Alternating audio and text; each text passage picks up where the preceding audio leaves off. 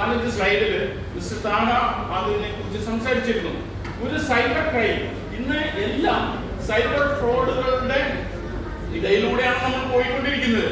നിങ്ങളുടെ പണം ഏത് രീതിയിൽ പോക്കറ്റ് അടിക്കാം എന്നുള്ളതാണ്.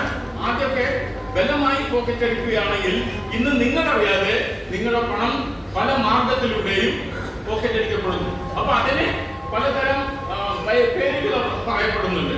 അപ്പം ഇത് നിങ്ങൾ ശ്രദ്ധിക്കേണ്ടതാണ്. ഇതിൽ ഈ അടുത്ത കാലത്ത്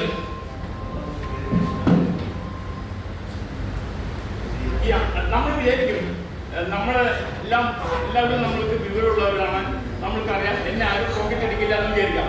ഓക്കെ, ഈ അടുത്ത കാലത്ത് കേരളത്തിൽ മാത്രം 55 ഡോക്ടർമാർ സൈബർ ക്രൈമില് ഡോക്ടർമാർ അവരുടെ പണം ചീറ്റ് ചെയ്യപ്പെട്ടിട്ടുണ്ട്. 55 പേരെ കേരളത്തിൽ മാത്രം കാര്യമാണ് പറയുന്നത്. അതുപോലെ ഐ ടി വിദഗ്ധരാണ് എല്ലാം നമ്മളെക്കാൾ എല്ലാം മുൻപന്തിയിലാണ് അവര്.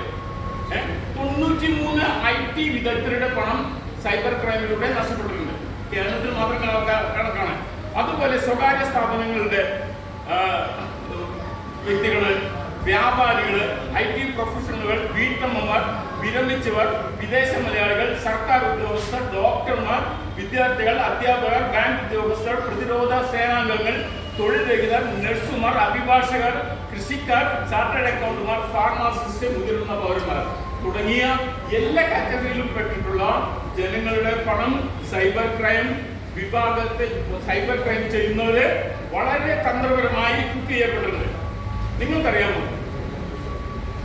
ജംതാര എന്ന് പറയുന്ന ഒരു ജില്ലയുണ്ട് ഇന്ത്യയിൽ. ജംതാര കേട്ടിട്ടുണ്ടോ?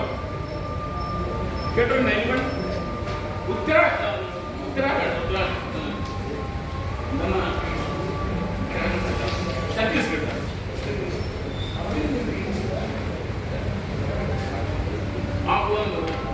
ജംതാര ജില്ല എവിടെയാണ്? എന്താ പറയാലോ, ഉത്തരാഖണ്ഡിലാണോ ഛത്തീസ്ഗഡിലെ? യെസ്, ഞങ്ങൾ കറക്റ്റ് ചെയ്യാൻ കഴിയും. എന്തായാലും അവിടെയുള്ള ഒരു ജില്ലാ ഹെഡ്ക്വാർട്ടറാണ് ജംതാര. ആ ജംതാര എന്ന് പറയുന്ന സ്ഥലത്ത് ഏറ്റവും കൂടുതൽ ഇന്ത്യയെ വിദേശത്തെയും ജനങ്ങളുടെ പോക്കറ്റ് അടിക്കുന്ന സൈബർ വിങ്ങുകൾ, സൈബർ ക്രിമിനലുകൾ, സൈബർ ടെററിസം നടത്തുന്നവർ തിങ്ങി താമസിക്കുന്നു. നമ്മുടെ കേരളത്തിൽ നിന്നും ഉൾപ്പെടെ ജനങ്ങൾ അവിടെ പോയി പ്രാക്ടീസ് നേടിക്കൊണ്ട് ജനങ്ങളെ പോക്കറ്റ് അടിക്കുന്നു. ഓക്കെ, ഈ അടുത്ത് NIA കൂട്ടരും അവിടെ റെയ്ഡും നടത്തി അത് ആകെ സ്ക്രാച്ച് ചെയ്ത് പ്രശ്നങ്ങളുണ്ടാക്കി.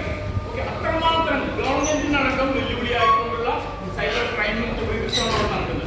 അതിന് ഏറ്റവും വിദ്യാഭ്യാസം കുറഞ്ഞ ജില്ലയാണെന്ന് ആലോചിച്ച് നോക്കണം.